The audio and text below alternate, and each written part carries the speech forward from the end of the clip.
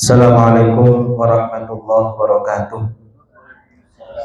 Alhamdulillahirabbil alamin wassalatu wassalamu ala sayyidil mursalin sayyidina Muhammadin wa ala alihi wa sahbihi wa barik wa sallim ajma'in. Qalu subhanaka la ilma lana illa ma 'allamtana innaka antal alimul hakim. Allahumma iftah alaina futuhal 'arifin waj'al a'malana khalisatan liwajhikal karim birahmatika ya arhamar rahimin. Rabbi shrah li sadri wa yassir li amri wahlul 'uqdatam min lisani yafqahu qawli. Amma ba'du. Para jamaah, para pimpinan dan karyawan PT Multiguna, alhamdulillah kita oleh Allah masih diberikan nikmat sehat walafiat sehingga kita bisa berkumpul di majelis yang insya Allah penuh barokah ini. Semoga setiap langkah kita menuju majelis ini menjadi penggugur dosa-dosa kita, menjadi peningkat derajat kita, dan semoga Allah Subhanahu wa Ta'ala selalu memudahkan setiap langkah kita menuju surganya Allah Subhanahu wa Ta'ala. Amin ya rabbal alamin. Para jamaah, kita akan melanjutkan kajian Al-Adabul Mufrad. Kita sudah sampai kepada manusia, setiap manusia punya tanggung jawab. Ini hadis yang sering kita baca. Rasulullah SAW bersabda, kullukum ra'in wa kullukum mas'ulun an ra'iyyati. Setiap kalian adalah pemimpin dan akan dimintai pertanggungjawaban atas apa yang dipimpinnya.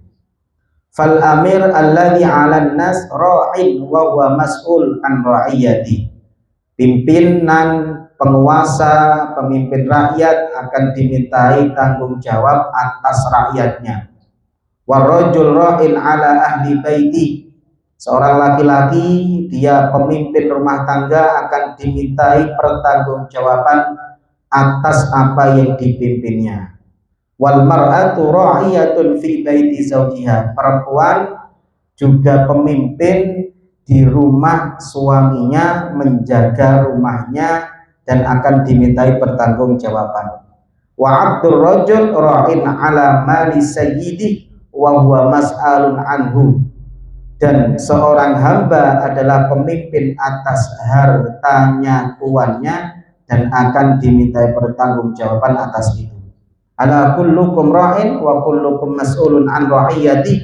Ingat-ingat kata Rasulullah, setiap kalian pemimpin dan akan dimintai pertanggungjawaban. Ini penting.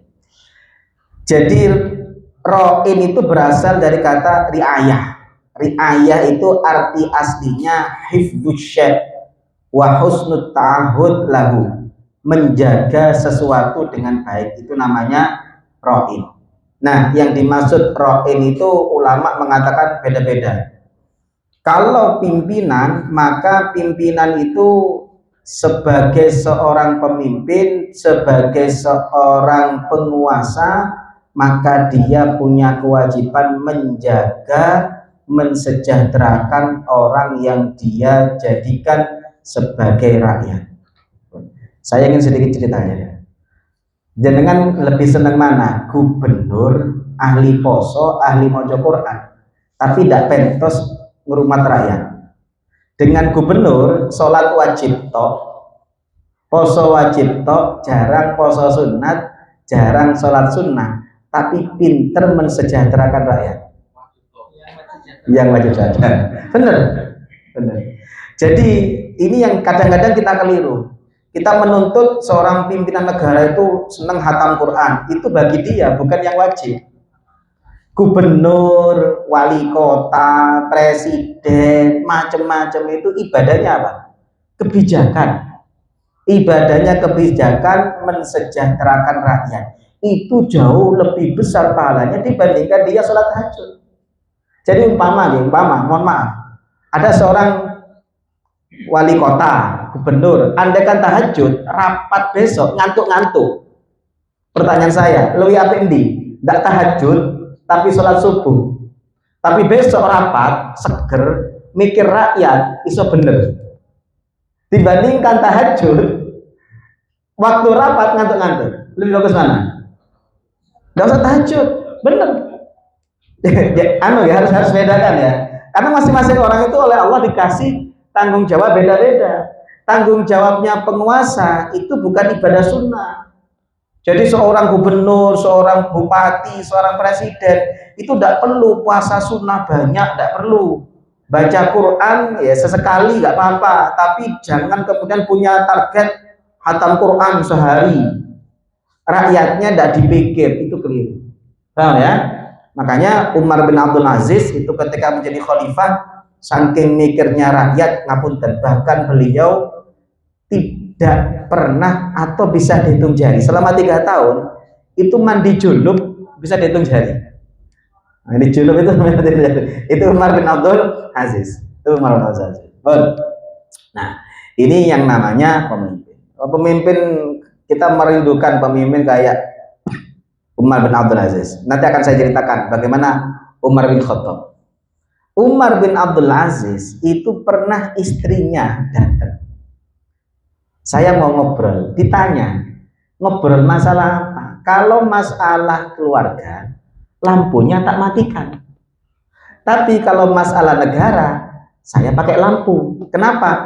Karena lampu ini adalah lampu ini dulu lampu nggak seperti ini. Lampu apa? Teplok. Minyaknya itu dari Baitul Mal. Kata istrinya, saya ingin ngobrol masalah keluarga. Apa yang beliau lakukan? Lampunya dimatikan. Pertanyaan saya, sapiro ente lampu gawe ngobrol saja minyaknya. Jangan pernah mati lampu itu kalau jangan pakai minyak goreng gitu ya. Itu entek 1 liter enggak sampai. Regone berapa itu? Enggak banyak. Tapi karena itu urusan keluarga, beliau tidak ingin menggunakan fasilitas negara. Nah, itu Umar bin Abdul Aziz. Saya ingin sedikit cerita. Jangan tahu kisahnya. Kenapa kok namanya Umar bin Abdul Aziz? Kenapa kok namanya Umar? Apa ada kaitannya dengan Umar bin Khattab? Ada kaitannya dengan Umar bin Khattab enggak? Ada. Umar bin Abdul Aziz itu cicitnya Umar bin Khattab. Saya kasih ceritanya. Ini penting bagi jenengan, terutama jangan nanti kalau cari mantu. Kualitas ibu itu penting. Apa kate golek bojo, ana sing durung nikah. Oh banyak, berarti ini tips untuk mencari calon. Kalau yang sudah punya anak, tips untuk mencari mantu. Penting. Umar bin Khattab itu kan sering belusukan. Jadi salah satu khalifah yang senang belusukan itu Umar bin Khattab. Itu senang belusukan. Jadi sebenarnya istilah belusukan itu sudah dipraktekkan oleh Umar bin Khattab. Umar bin Khattab itu tiap malam itu jarang tidur, keliling. Umar bin Khattab itu pernah nangani proses kelahiran rakyat. Jadi beliau itu punya istri, itu istrinya kalau waktu belusukan itu di bawah. Pernah suatu ketika nemu orang yang lahiran. Jangan tahu siapa yang melakukan persalinan? Istrinya Umar bin Khattab. Istrinya presiden jadi bidannya. Itu Umar bin Khattab. Yang kisah paling terkenal kan beliau menemukan perempuan yang masak batu. Itu terkenal. Terus sebenarnya kisahnya banyak. Di antara kisahnya adalah Umar bin Khattab itu pernah ketemu dengan satu rumah antara ibu dan anak, ada dialog. Apa dialognya? Kata anak perempuannya, dia ngomong gini, Bunda, jangan mencampur susu dengan air untuk dijual. Karena Khalifah Umar bin Khattab melarang itu. Kata Khalifah, kalau jual susu murni, jangan dicampur air. Jawaban ibunya itu unik. Kata ibunya, nak, Khalifah turu, gak kira weruh. Padahal Umar bin Khattab di luar mendengarkan dialog itu. Nah, Khalifah saiki turu bengi dan sing. Jawaban anaknya ini yang kemudian menjadikan Umar bin Khattab tertegun. Apa kata anaknya? Bunda, Umar bisa jadi tidak tahu, tapi Tuhannya Umar tahu. Masya Allah ya. Jenengan iso korupsi, iso nyolong, danau sing wedo, danau CCTV aman 100%. 1 miliar nyoto iso digawa. Kira-kira seberapa kuat iman kita? Oh, belum tentu. Makin ustadz ya belum tentu kuat. Lo bener. Makin kiai belum tentu kuat. Ketok duit 1 miliar itu belum tentu kuat. Ketok duit 5 miliar 1 triliun itu belum tentu kuat. Makanya saya sering ngomong, orang ibadah itu kuat bisa, tapi hanya orang yang punya iman kuat, yang kuat nolak yang haram. Pelacur, koruptor, bajingan, kokon sholat, sih kuat. Tapi hanya orang yang punya iman yang kuat mampu menolak yang haram. Oh, ini kan tidak ada yang tahu. Maka Umar bin Khattab langsung, rumah itu dikasih tanda. Jadi rumah cocok ini, golek mantu sih kok ini cocok. Umar bin Khattab itu tidak tahu anaknya kayak apa, wajahnya kayak apa, tidak tahu. Beliau hanya tahu dari karakternya ketika mengatakan bisa jadi Umar tidur tapi Tuhannya Umar tetap. Apa yang dilakukan? Umar bin Khattab langsung pulang. Beliau tanya ke anaknya, siapa anakku yang belum nikah? Ternyata yang belum nikah namanya Asim. Siapa? Asim. Anaknya Umar itu kan yang terkenal Abdullah bin Umar atau dikenal dengan Ibnu Umar. Tapi ada salah satu anaknya Umar namanya Asim. Asim ini belum nikah. Kata Umar, ayo besok tak nikahkan. Saya punya calon yang cocok dan hebat. Tidak tahu wajahnya kayak apa, tidak tahu orangnya kayak apa, tahu hanya karakternya. Akhirnya Asim ini kemudian menikah. Ketika menikah, lahir seorang putri namanya Ummu Asim. Dari Ummu Asim ini kemudian, saya lupa apakah Ummu Asim atau anaknya lagi, ini yang kemudian dinikah oleh salah satu pejabat pada waktu itu namanya Abdul Aziz. Abdul Aziz bin Marwan itu salah satu saudaranya Abdul Malik bin Marwan. Jadi pada waktu itu khalifahnya Abdul Malik bin Marwan punya saudara Abdul Aziz. Abdul Aziz itu salah satu gubernur. Nah, dinikah oleh Abdul Aziz, lahir seorang anak namanya Umar bin Abdul Aziz. Jadi kenapa Umar bin Abdul Aziz itu kata ulama menjadi orang hebat? Karena lahir dari rahim seorang perempuan yang dia mengatakan bisa jadi khalifah.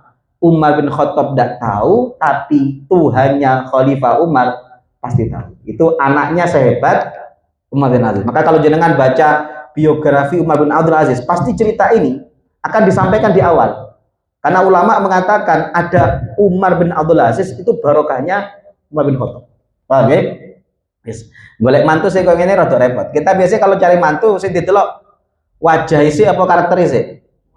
Wajah isi, wajah, mapan, baru karakter. Paham ya?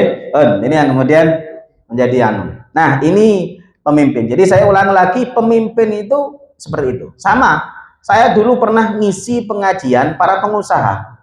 Saya ngomong ke pengusaha itu, Anda sebagai pimpinan perusahaan, Anda sebagai seorang yang punya bisnis, ibadah Anda bukan sholat sunnah, bukan puasa sunnah, bukan baca Quran banyak. Ibadah Anda apa? Memajukan perusahaan sehingga karyawan sejahtera. Itu ibadah utamanya.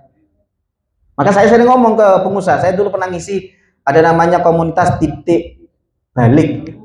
Itu komunitas pengusaha-pengusaha. Saya pernah ngisi di situ. Saya ngomong, kalau ada pengusaha gara-gara poso sunnah meeting tidak iso mikir, poso sunnah meeting tidak iso mikir, maka yang seperti ini mending tidak usah poso tapi meeting iso mikir cerdas, perusahaan bisa sejahtera, masyarakatnya artinya karyawannya bisa sejahtera. Kenapa? Karena usahanya seseorang, ibadahnya pengusaha, ibadah yang pimpinan itu adalah bagaimana memajukan perusahaan, karena banyak orang-orang yang nafkahnya menggantungkan kepada perusahaan.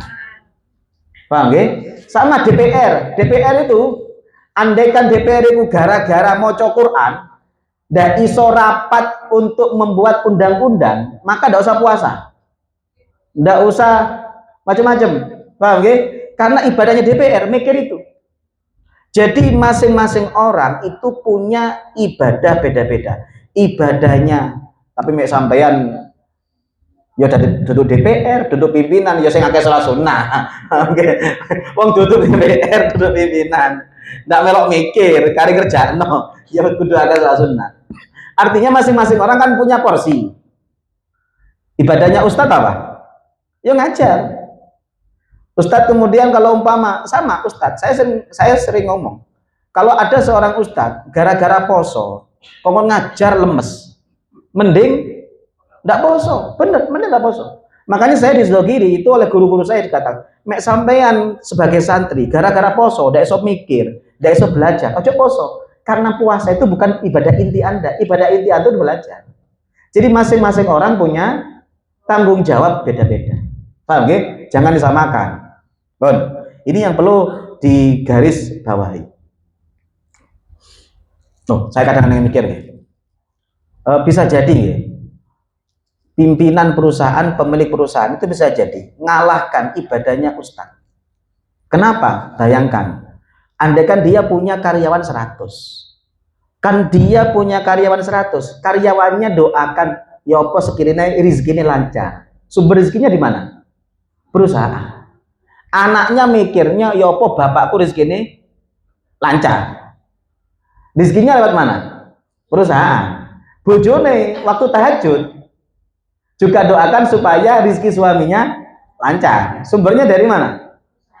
Berarti seorang pengusaha, seorang pimpinan itu didoakan oleh karyawan, didoakan oleh anaknya karyawan, didoakan oleh istrinya karyawan secara tidak langsung. Berarti meskipun dia tidak tahajud, yang penting dia mikir bagaimana perusahaan ini maju, berarti dia didoakan orang tahajud 3. Syaratnya siji karyawan ini tahajud. Nek karyawane padha ndak tahajud ya padha wae. Tapi mbok menawa bojone sing tahajud, anake sing tahajud. Paham ya? Ini yang kemudian harus dipahami bersama. Nah, suami juga punya tanggung jawab. Suami tanggung jawabnya apa? Tanggung jawabnya kata ulama, suami itu ini tanggung jawabnya. Tanggung jawab suami itu adalah satu, memastikan anggota keluarga itu sampai tujuan dengan selamat, masuk surga. Maka tugasnya suami itu satu, mimpin, mendidik, menafkahi, menjaga, mengasihi. Paham ya? Jadi jenengan sebagai suami-suami ini tugasnya untuk abot. Makanya akeh sing bojo-bojo iku wis leger-leger, kan sing dipikir akeh. Kalau iya, wong wedok kok enak. Saya tanya, ini kan saya kasihan lihat wajah-wajah suami sing suami itu. Saya tanya, seorang suami istri tidak sholat, tanggung jawab siapa? Suami. Kalau jenengan bojone tidak sholat, jenengan dosa enggak? Enggak dosa. Loh, bener, jenengan punya suami ya. Jangan punya suami. Suami jenengan tidak sholat, wis dikandani tidak gelem, jangan dosa enggak? Kalau perempuan tidak dosa, wajib didik? Tidak wajib. Tapi kalau suami wajib didik. Paham ya? Makanya bebannya berat ini suami ini. Makanya kenapa banyak janda dibandingkan duda? Karena kesempatan didik akan mikir bebannya berat. Loh, saya mikir nafkah, mikir didik, mikir apa mana? Mikir mimpin, mikir jaga, apalagi menjaga perasaan. Kan kok apa tuh? Perasaan harus siap salah. Makanya wajah-wajah suami ini, masya Allah ini wajah-wajah yang penuh pahala. Oke, yang ini. saya sering ngomong saya kan ngajar di Sidogiri, saya ngomong ke santri. Ini ada satu tanggung jawab yang kadang-kadang santri itu lupa. Saya jujur, apa? Kewajiban Anda kalau Anda sudah nikah itu menafkahi, bukan ibadah. Maka kalau ada seorang santri mari tahajud sewengi, mari subuh ngantuk turu, tidak kerja. Andaikan istrinya terlantar, yang dosa siapa? Suami. Makanya saya sering ngomong, saya ke jamaah saya juga ngomong, sholat isyraq itu baik enggak? Baik kan? Sholat isyraq itu pahalanya kan seperti umroh dan haji sempurna. Kapan sholat isyraq itu baik? Mek bojone ndak bengak-bengok. Lah bener. Jadi kalau ada seorang suami saking senengnya sholat isyraq, mari subuh maca Quran hataman. Kenapa kok hataman? Ngenteni isyraq, bojone teh umat durung belonjo. Anake sekolah durung sarapan. Pertanyaan saya, sholat isyraqnya haram atau malah dapat pahala? Haram. Haram. Paham ya? Karena tanggung jawab dia bukan sholat isyraq. Tanggung jawab dia apa?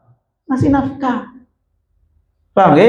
Makanya ini yang harus saya sering ngomong terutama ke teman-teman yang saya ajar di pesantren. Ayo sampean kalau jadi seorang kepala rumah tangga jangan mikir tahajud.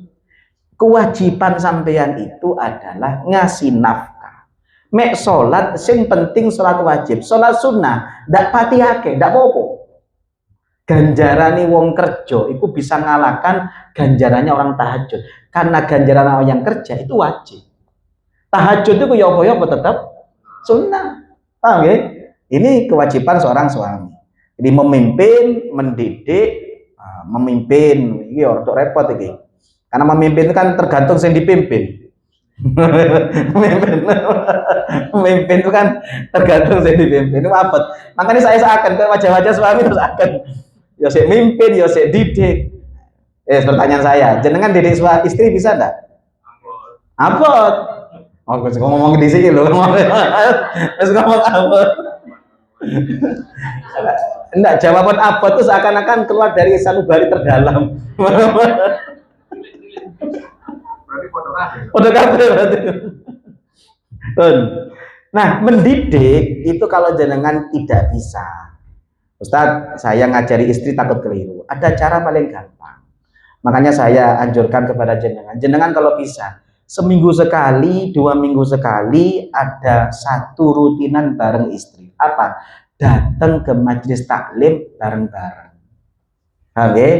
Supaya nanti jenengan mari pengajian, jelas nang bojone. Kira-kira sing dijelasno iso beda apa padha? Makin bedone. Bertolak belakang kan resiko kan. Yang paling enak itu siji, kalau jenengan jadi seorang suami, umpama ada rutinan Sabtu Minggu, istrinya dicangking melok ngaji bareng. Saya senang di Baitur Rozak itu salah satunya jemaah Baitur Rozak saya ngiji rutinan itu banyak yang kalau ke masjid itu suami istri, itu saya senang malah. Ada yang anaknya juga dibawa, anak-anak kecil itu dibawa, itu pengaruhnya ke anak luar biasa.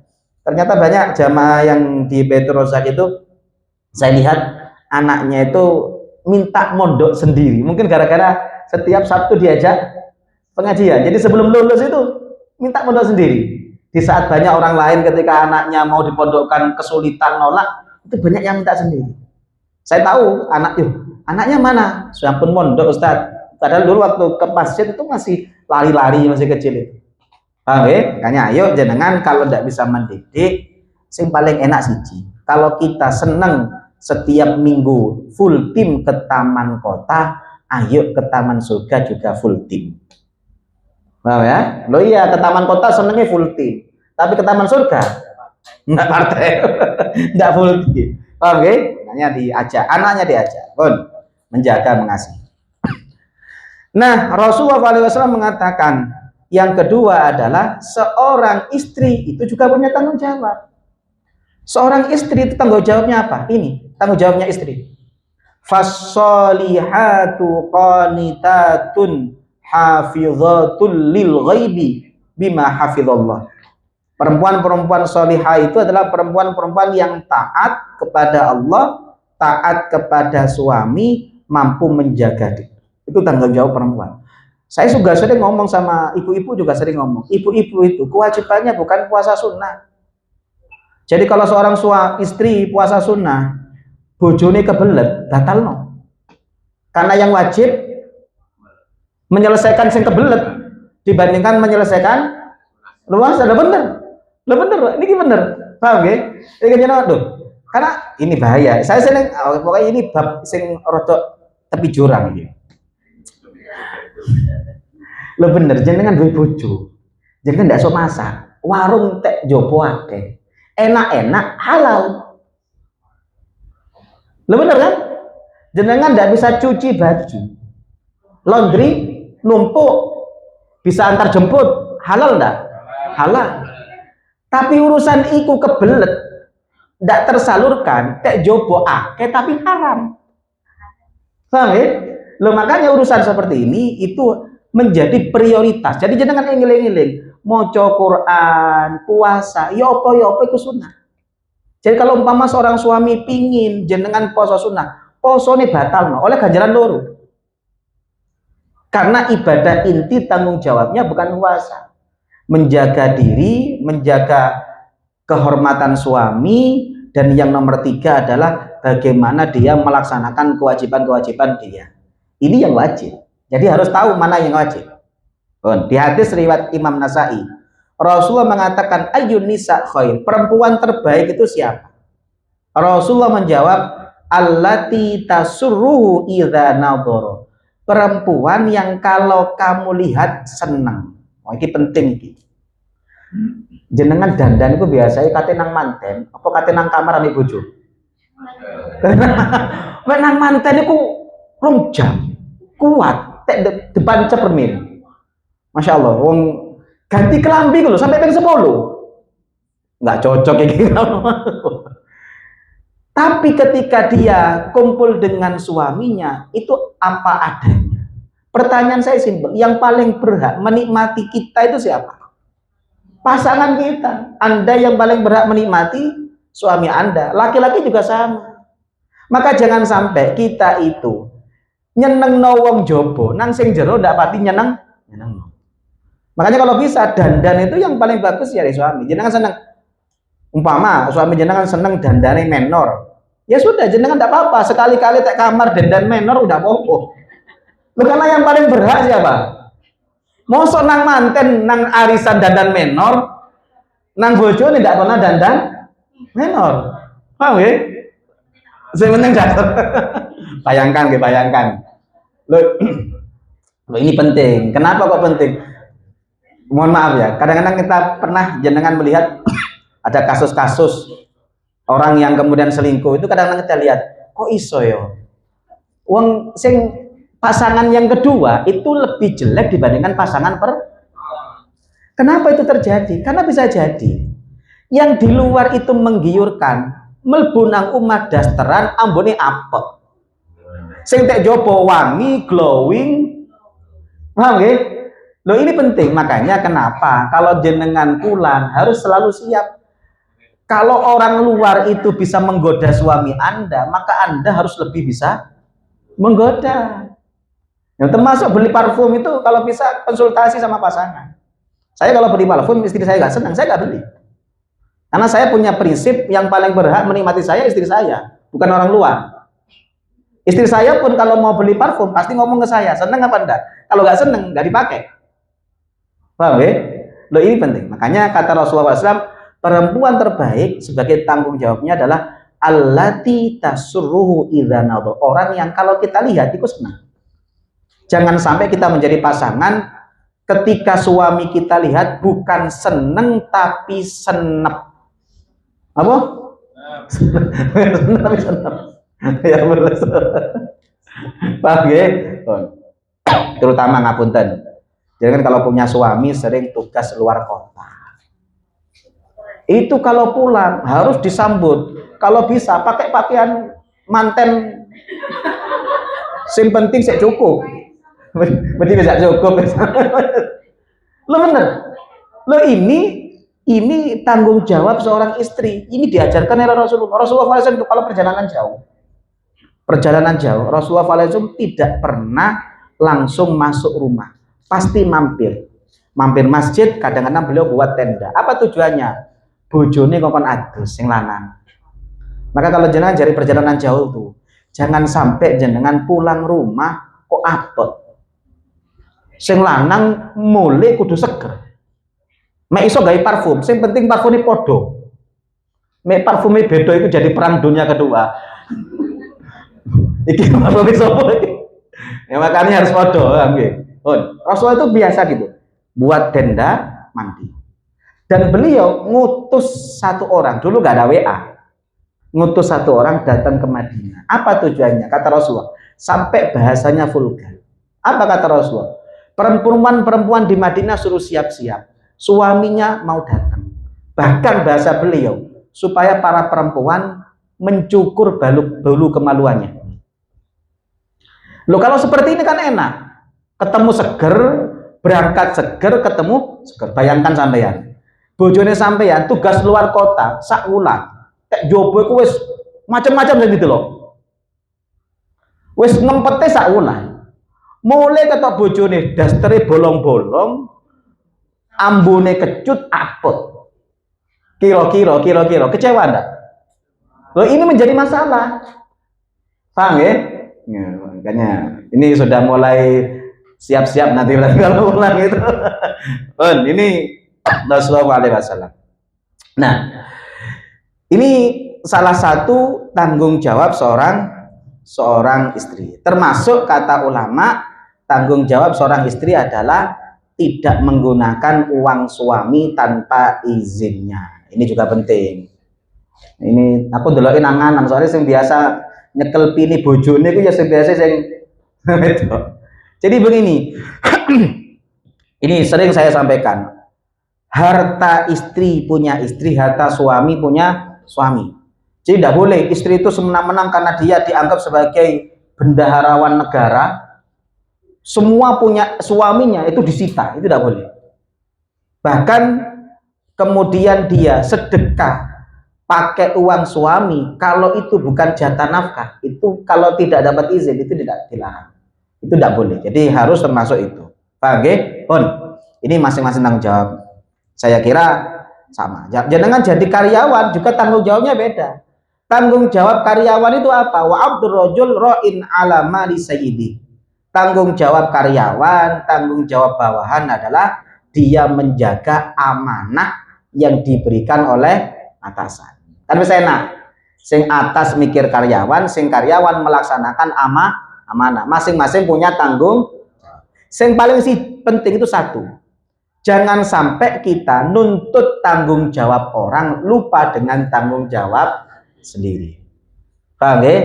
Jadi mikir perusahaan itu jangan enggak usah, bukan mikirnya karyawan, itu strategis, itu urusannya atas. Kita urusannya menjaga amanah. Jadi masing-masing juga harus punya tanggung jawab. Lanjut. Termasuk amanah adalah memperlakukan manusia setara. Ada satu kisah, ini ada seorang namanya Ubadah bin Somit. Putunya Ubadah bin Somit ini pernah mencari ilmu di kalangan Ansor. Dia ketemu dengan seorang namanya Abul Yasar. Abul Yasar itu punya bawahan, punya budak. Itu pakaiannya, seragamnya sama dengan atasannya. Seragamnya sama dengan atasannya. Maka dia kemudian bertanya, "Paman, kenapa kamu seragaman kok podo ambek bawahan sama dengan budak Anda?" Apa kata beliau? Beliau mengatakan, "Allahumma barik fihi yabna akhi." Semoga engkau memberkahi, wahai ponaanku. Mataku pernah melihat Rasulullah, telingaku pernah mendengar Rasulullah, dan hatiku pernah mendapatkan ilmu dari Rasulullah. Beliau kemudian mengatakan, Rasulullah pernah mengatakan, "At'imuhum mimma ta'kulun." Makanlah kalian dan kasihlah makan kepada orang di bawah kalian sama dengan yang kalian makan. Paham ya? Jadi saya termasuk orang yang tidak setuju. Orang punya karyawan, orang punya PRT, kalau makan, makanannya dibedakan kualitasnya. Kalau tempat tidak masalah. Kalau tempat mungkin beda. Tapi yang kemudian bagian atas makanannya sate, gulai, sing bagian bawah makanannya tempe, padahal momennya sama. Itu nggak bagus. Paham ya? Jadi kalau jangan punya karyawan, minimal makanannya, menunya sama lah. Perkara nanti tempatnya beda, karena nanti takut yang kalau kumpul sungkan, tidak apa-apa. Tapi menunya minimal sama. Paham ya? Ini yang kemudian harus kita biasakan. Saya juga nggak setuju dengan praktek-praktek kalau punya pembantu gitu ya. Majikan nih mangan teh restoran, pembantu nih tengok-tengok teh jobone restoran, tidak mangan apa-apa. Ini tidak memanusiakan manusia. Ini yang tidak disukai oleh Rasulullah SAW. Beliau mengatakan, "At'imuhum mimma ta'kulun." Ini termasuk tanggung jawab. Berilah mereka makan sama dengan yang kalian makan. Kemudian sama dengan ini juga sama. Abu Dzar itu pernah mencaci budaknya. Maka budaknya lapor ke Rasulullah. Yang dibela siapa? Budaknya. Abu Dzar kemudian kata Rasulullah SAW mengatakan, inna ikhwanakum khawalukum. Abu Dar, budak kamu, karyawan kamu itu sebenarnya saudara kamu. Cuma beda nasib. Eling-eling zaman. Jenengan meduwe karyawan, jenengan punya bawahan, jenengan punya pembantu. Eling-eling. Bagaimanapun juga kalau dia muslim saudara kita, cuma beda nasib. Beda nasib, beda nasab. Yang paling penting itu nasib. Nasab itu tidak terlalu penting. Kecuali nasab bisa dijual. Jadi ini prinsip yang harus kita punya. Jangan nanti punya karyawan, punya pembantu, punya bawahan, harus memperlakukan mereka saudara saya, cuma beda nasib. Tapi bukan berarti seperti ini kita kemudian longgar. Ada beberapa hal yang harus tegas ya tegas. Saya termasuk orang, saya juga di rumah sakit itu kan menjadi direktur keuangan dan direktur SDM. Saya memperlakukan mereka, saya menganggap mereka itu saudara saya, cuma beda nasib. Cuma untuk hal-hal tertentu saya kadang-kadang tegas. Ada kesalahan yang menurut saya mereka harus ditenggak sampai dikeluarkan, ya harus saya keluarkan. Kenapa? Karena saya mikirnya semuanya. Jangan sampai gara-gara saya tidak enakan ke satu, saya harus mengorbankan semua karyawan perusahaan. Paham ya? Jadi memperlakukan bawahan dengan baik bukan berarti kita longgar selonggarnya. Ada beberapa hal yang memang harus tegas. Paham ya? Ini yang kemudian Abu Dzar itu pernah ditegur Rasulullah. Rasulullah kemudian mengatakan, Abu Dzar, ya apa ikut dulurmu, cuma beda nasib. Karena itulah perlakukan mereka, kasih mereka makan sebagaimana yang kamu makan, kasih mereka pakaian sebagaimana kamu berpakaian. Jangan bebani mereka dengan sesuatu yang mereka tidak mampu. Ini salah satu tanggung jawab kalau kita di atas. Membantu bawahan bukan berarti hina. Rasulullah SAW itu mengatakan, ariqaukum ikhwanukum fahsinu ilaihim ista'inuhum ala ma ghalabakum.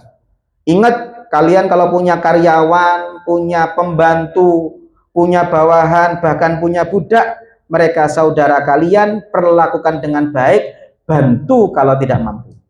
Ini yang diajarkan oleh Rasulullah. Rasulullah itu kata Siti Aisyah yang cerita. Apa yang dilakukan Rasulullah di dalam rumah? Apa kata Siti Aisyah?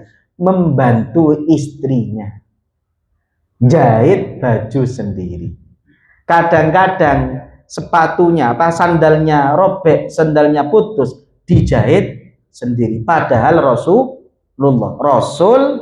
pimpinan negara, pimpinan umat, semua jabatan ada pada beliau. Jenengan kawet jadi pimpinan keluarga, kadang-kadang wis ndak gelem. Oke, loh sesekali suami bantu kora-kora. Itu penting. Suami saya, masya Allah, saya itu dulu ingat abah saya itu masya Allah. Abah saya itu kan anak pondok ya, jadi di pondok. Jadi abah saya itu biasa masak, beliau yang bagian goreng itu biasa. Dan itu agak sedikit terbawa ke saya. Jadi abah saya itu satu hal yang saya ingat dari abah saya, ayah saya itu adalah beliau biasa. Jadi kalau umpama dulu masih pakai tumang, tahu tumang kan? Tahu ya. Itu saya belajar ke beliau cara ngurup no tumang itu beliau ahli. Kata beliau, ojo ditumpuk, nah, ditumpuk dan oksigen nih, tidak murup-murup. Jadi beliau itu kalau buat tumang itu di kayu selang-seling. Itu saya ilmunya dari abah saya. Dan biasa beliau itu kalau mau masak, ibu mau masak, sing nguripi tumang abah saya. Dan ini yang diajarkan oleh Rasulullah. Bukan berarti di atas tuh hanya untuk instruksi tanpa membantu. Makanya kata Siti Aisyah, yang beliau kenang dari Rasulullah SAW itu adalah Rasulullah kalau di rumah biasa bantu istrinya melakukan pekerjaan rumah. Ini Rasul loh ya. Rasul. Apalagi cuma karyawan PT Multiguna. Wes ndak gelem nyekel piring, ndak gelem nyekel sapu itu wes. Yo. Oke. Lanjut. Nah, sikap ketika malu. Ini yang tadi saya katakan. Di hadis Rasul mengatakan, yang penting panganane podo. Kalau bisa diajak makan bareng, tapi kalau tidak bisa, kata Rasulullah, yang penting makannya sama meskipun pisah. Jangan punya pembantu, pembantu ini jika mangan bareng masuk rumah sungkan, ya ojo bareng, tapi manganane podo. Paham ya? Oh, ini yang kemudian tata cara buka bersama. Jangan sampai menu pimpinan dengan karyawan jomplang. Kalau bisa sama. Perkara beda tempat tidak masalah. Oke. Oh, ini yang kemudian diajarkan oleh Rasulullah SAW. Lanjut. Nah, ini Umar, masya Allah, Umar ini luar biasa. Nah, saya masya Allah. Umar bin Khattab itu pernah dikasih makanan oleh Sofwan bin Umayyah, seorang pimpinan, seorang kepala suku, bawa makanan wadah nampan banyak, makanannya enak, disuguhkan kepada Umar waktu itu jadi khalifah. Apa yang dilakukan Umar? Beliau mengatakan, fada'a Umar nasan masakin wariko fa'akalumahu. Semua orang-orang miskin yang ada di sekitar Umar dipanggil, ayo aku duwe panganan enak, toko kabeh. Jadi orang miskin, budak-budak itu datang, dan Umar mangan bareng sama mereka. Padahal khalifah. Ini kan koyo Pak Prabowo mangan bareng sampai pengungsi yang di Aceh, itu kan luar biasa. Andai kan terjadi loh, andai kan terjadi. Itu Umar bin Khattab itu makan bareng. Jadi makan bareng sama budak, makan bareng sama. Padahal yang ngasih, yang bawa, itu maksudnya menghargai Umar bin Khattab selaku khalifah. Dikai panganan enak, dibawakan pakai nampan, tertutup, biar higienis. Ternyata Umar bin Khattab dibuka makan bareng. Ini adab-adab tanggung jawab seorang pemimpin seperti ini. Pun, nah ini cocok bagi kita yang ada di bawah. Innal abda idza nasaha li sayyidi wa ahsana ibadata rabbih lahu ajratun marratain. Seorang hamba, seorang karyawan, seorang budak, kalau dia mampu melaksanakan amanah yang diberikan atasan dan mampu ibadah dengan baik, pahalanya 2. Ini cocok bagi jenengan yang jadi karyawan. Jadi karyawan itu sholate rajin, kemudian poso wajib yo rajin, kemudian menjalankan amanah dengan baik, itu pahalanya 2. Pahala menjalankan amanah, pahala ibadah. Pimpinan juga sama. Pimpinan andaikan ibadahnya baik, mikir bawahan baik, maka dapat pahala 2 juga. Ini umatnya Rasul itu wes enak tok. Kata Rasulullah SAW di hadis yang lain, salasatun lahum ajron. Ada 3 orang yang dapat 2 pahala. 1, ahli kitab. Ahli kitab itu orang Nasrani, pengikut Nabi Isa. Kok mau iman kepada Nabi Muhammad, maka dapat pahala 2. 1, dapat imannya kepada Nabi Isa. Nomor 2, imannya kepada Nabi Muhammad. Wal abdul mamluk. Makanya saya kadang ada satu daunnya Gus Baha itu yang menurut saya luar biasa. Beliau itu ketika ke bandara, lihat tukang apa bersih-bersih toilet itu kan hidupnya di toilet kok itu. Mulai kalau dia jam kerjanya jam 8 sampai jam berapa? Sampai jam 4 itu hidupnya di toilet. Basah sedikit bersihkan. Wis ngadeg maning tengah tembok. Beliau itu kemudian ngomong, "Ya Allah," kata beliau, ini Gus Bahan, bisa jadi pahalanya dia lebih tinggi dibandingkan saya. Itu kata beliau. Kenapa? Karena pahalanya dia itu pahala sabar. Pahala yang paling tidak ada bandingannya itu pahala sabar. Sampai di Al-Quran dikatakan innama yuwaffas sabiruna ajrohum bighairi hisab. Orang-orang yang sabar itu oleh Allah akan dikasih pahala yang tidak terbatas. Jenengan umroh, sholat di Masjidil Haram itu berapa kali? 100.000 kali. Banyak atau sedikit? Tapi kan masih bisa dihitung. Paham ya? Jenengan kemarin saya kasih amalan masuk mall, masih ingat? Doa masuk mall kemarin? Masih ingat? Doa masuk Shopee. Lu kan bisa tuh, mall kan Shopee termasuk mall, nang pasar. Jadi doa sebelum check out itu baca itu. Itu kan kalau di hadis dapat pahala berapa kemarin? 1 juta kan? Banyak sedikit? Tapi kan kena hitung. Apa pahala yang nggak bisa dihitung? Pahalanya orang sabar. Nah, jangan lihat tukang-tukang apa bersih-bersih taman itu ya. Karena uripe ya mulai teko isu sampai harus tek kono tok, tengah tengah tek kono tok. Tukang bersih toilet, Ngapunten, apalagi tukang sedot WC yang dia mengatakan silitmu rezekiku. Kan itu slogannya. Saya kadang baca apa namanya di bawah itu saya merenung gitu. Loh, Masya Allah ya. Andaikan dia melaksanakan amanah dan sabar, bisa jadi pahala saya sebagai ustadz itu jauh dengan pahalanya mereka. Makanya jangan ngeremehkan orang-orang seperti itu. Paham ya? Tukang-tukang kebun macam-macam itu. Ini yang kata Rasulullah SAW. Seorang budak yang menjalankan perintah Allah, menjalankan amanah atasan, itu pahalanya dapat 2. Ini kata Rasulullah SAW. Lanjut. Nah, ini terakhir.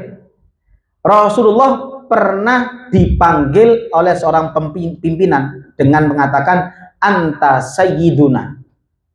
Maka Rasul mengatakan as-sayyid Allah, jangan panggil aku sayyid, karena sayyid itu adalah Allah.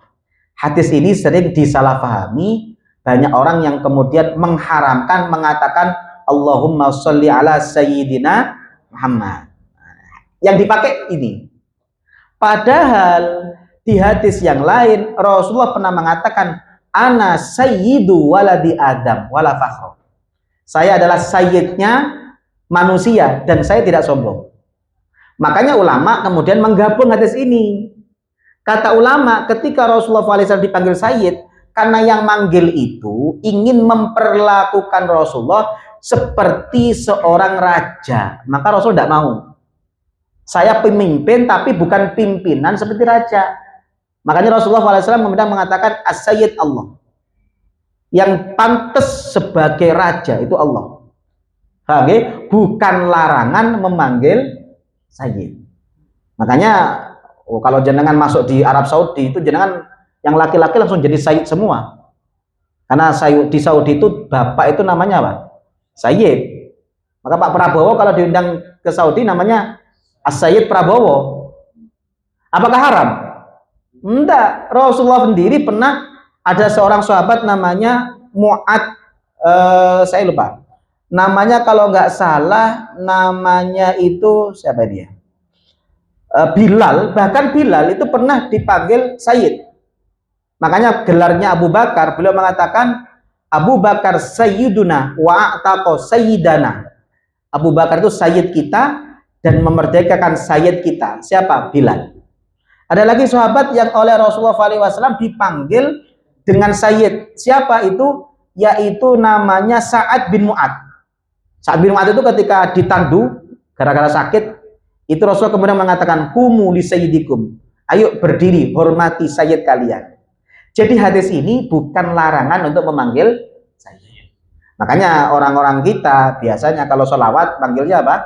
Allahumma sholli ala sayyidina Muhammad wa ala ali sayyidina Muhammad. Monggo terserah aja dengan Ustaz. Yang paling bagus sallallahu ala sayyidina Muhammad atau sallallahu ala Muhammad. Podo apike. Salat itu kan jenengan biasanya kalau di sini pakai apa? Sholawatnya. Ketika tahiyat, Allahumma sholli ala Muhammad, Allahumma sayyidina Muhammad. Allah sayyidina Muhammad. Ya, sama-sama api, sing ndak maca sholawat. Sing ndak salat api. Jadi kalau yang mengatakan Allahumma sholli ala Muhammad karena dia mengikuti Rasulullah yang diajarkan tanpa sayyid. Tapi ulama-ulama biasanya Syafi'i itu menggunakan Sayyidina Muhammad karena beliau menganggap wong Bilal saja dipanggil sayyid, yang budak, mantan budak, apalagi Nabi Muhammad. Jadi ada yang kemudian ngikut sama, ada yang kemudian melihat adab. Paham ya? Nah, kalau saya karena ikut Imam Syafi'i, saya kalau sholawat Allahumma sholli ala Sayyidina Muhammad, meskipun teks yang ada di hadis tidak ada sayyidnya. Gitu ya? Saya kira cukup. Kalau ada yang mau didiskusikan, saya persilahkan.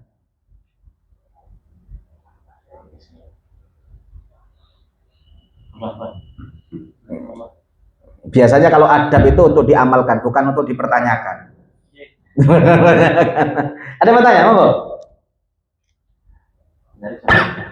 Cukup ya? Cukup ya. Nah, ini kan pembahasannya tanggung jawab dan saya lihat orangnya semuanya tanggung jawab. Jadi harus saya bertanya. Tinggal praktek. Benar ya? Saya kira cukup. Semoga menjadi ilmu yang manfaat barokah. Semoga kita jadikan orang istiqomah dalam kebaikan. Bismillahirrahmanirrahim. Alhamdulillahirabbil alamin. Allahumma shalli wa sallim ala sayyidina Muhammad wa ala ali sayyidina Muhammad. Rabbana ighfir lana wa liwalidina warhamhum kama rabbawna shighara. Allahumma anfa'na bima 'allamtana wa 'allimna ma yanfa'una wa zidna ilma. Rabbana la tuzigh qulubana ba'da idh hadaitana wa hab lana min ladunka rahmah innaka antal wahhab. Rabbana hab lana min azwajina wa dhurriyyatina qurrata a'yun waj'alna lil muttaqina imama. Rabbana atina fid dunya hasanah wa fil akhirati hasanah wa qina adzaban nar. Wa sallallahu ala sayyidina Muhammadin wa ala alihi wa sahbihi wasallam. Subhana rabbika rabbil izzati amma yasifun wa salamun alal mursalin walhamdulillahi rabbil alamin. Bi barakatil Fatihah.